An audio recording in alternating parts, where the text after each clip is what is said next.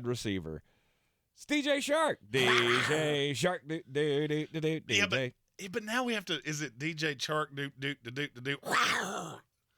Yes. In. That's fine.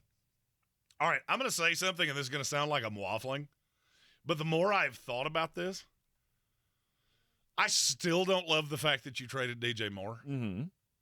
But I don't hate that. Depending on what you do in the draft, I don't hate this receiving core as much as I did, because now I'm going to give a fait accompli here. I did that thing where I looked at the money, and I worried too much about the money. Mm-hmm. I still hate the Adam Thielen deal with every fiber of my soul. And that's understandable. You gave too much money to a decrepit third receiver. But then I started thinking about, okay, so now you have Terrace Marshall on the outside. You have DJ Chark on the outside, if he can stay healthy. Mm-hmm. And that puts Adam Thielen in the slot. Yes. Now, the problem with that for me is that you still don't have a guy that I can trust. I still wish you had gone DeAndre Hopkins, especially for what I'm hearing he's going to. It's a 4 or a 5. That's what's going to get DeAndre Hopkins. Interesting. Which is insane to me. But you got to pay him, right? Do you have to pay him with, like, the blood of the innocent? Or, I mean, is it it's still just money, right? Yeah. Seems like a hell of a deal. I don't have to, like, let him hit me in the face with something, right? Okay, I was just making sure. But I looked down the litany of receivers that are still available, and DJ Chark was the best one by a mile. Absolutely. And so now I'm looking at this offense going, I've got a legit deep threat. I've got whatever Terrace Marshall is. I mean, you know how I feel about him. I've never been a fan. Right. But I do love DJ Chark when he's healthy. And then I saw what he did in Detroit. It was very indicative of what he's been over the course of his career. But at the end of the day, that does give me the over-the-top, I have to at least give him his flowers, guy that opens up Adam Thielen. Mm-hmm. It makes me like Hayden Hurst a little more. And now I'm looking at running back going, man, I hope Miles Sanders is what I think he is. I hope he pays off what we thought he would be, and it was just Nick Sirianni is he hates running backs. Like his high school girlfriend cheated on him with a running back on the football team, and he just hates them. Yep. And now he won't give any of them more than 12 touches. I hope so as well. Been a big Miles Sanders fan and a Miles Sanders truther, if you will. Now, usually when I attach myself to a guy like this, it does not work out. Takes picture, KOD. Right, it does not work out. Can you recall one of my former that's going poorly? Just pure running back loves that I was like, this guy's going to break out. Oh, Jonathan Taylor's the one that I remember, but that was no. How about Chase Edmonds? Oh yeah, you did. You love remember him. the Chase you Edmonds? Did love him. How about Tevin Coleman? Oh yeah. Oh, God, there's a reason you let me do scouting things. I forgot Absolutely. about that. I was so crazy about Tevin Coleman. I think some of those were so stupid that I pushed them out of my brain. I get these guys that I fall in love with, and it doesn't always work out. But I guess that's every scout's experience. Not saying that I'm a scout, not trying to put myself in that scenario. But I feel like Miles Sanders is, he has never gotten the true, a true number one workload, which I think he will get in Carolina. I just don't see a major split in the carries with him and Chuba Hubbard. And maybe you draft one just for some depth. So no, now I'll be honest with you. As I'm going down the rabbit hole now, I'm looking at Carolina going, obviously that first pick is going to be your quarterback. CJ Stroud. I think it's CJ Stroud. Yeah. But then I go down the rabbit hole of what do you do later? And with Carolina, I think you have to draft a receiver of some kind. I think 38 has to be a receiver of some kind. Mm-hmm. Whether it's a tight end, to be honest with you, that's more where I fall in, is that you should take a receiver there, maybe one of these, or a tight end there, maybe one of these raw guys that's not as great of a blocker. Or I'm going to say something, and it's going to sound a little bit crazy. What precludes you from trading up a little bit and get Michael Mayer? If he falls to just looking at the order here. I think Michael Mayer's drop dead spot is 28 with Cincinnati Bengals. Mm-hmm.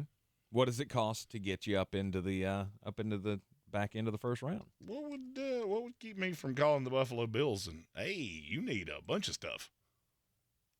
I mean, I hate giving up future capital, but I'm all in. I'm obviously all in. And you tell me I've got Hayden Hurst and Michael Mayer, who's a much better blocker. Now I'm starting to look at it and go, all right, maybe the accumulation of parts is good enough. I still don't love that you don't have a number one receiver. But I feel like you have done enough here to make the offense work for a rookie. And this is not like what I saw out of Chicago, where it was Darnell Mooney and four dudes that ran like me. When we were talking about this a week ago, after the Adam Thielen signing, I said, we keep hearing DJ Chark, and I think that makes this team better. You don't like it that he'll be treated as a number one, or he will be your de facto number one, but this team is not that yet. They're building for that in the future. They're building to be the next Cincinnati to crawl out of the cesspool that is the bottom of the NFL and become a contender, not only in their division but in their conference and across the league as a whole. The division part comes now. We don't have to have all these pieces in place immediately. If it's gonna hamstring us for the future, I don't think we need to go all in right now. You do it piece by piece. Well, you're all in for the future. Yeah, but you do it immediately, piece by piece, just to get CJ comfortable. And I think they're giving him pieces that makes a quarterback's transition to the NFL so much easier. All right, so you're hinting at something that was where I was headed with this. I'm not backing off I still don't feel like you have a one. I feel like every player in this rotation is playing one spot above their skis. But this does at least allow Thielen to play in the slot. So I like that. But what I think it does do is it gives you enough pieces to show what C.J. Stroud can do.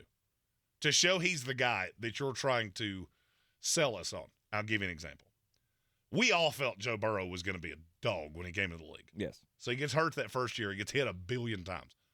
But how many Sundays before he got hurt did we sit around and go, this kid's going to be real good. This kid's going to be real. And then they draft Jamar Chase.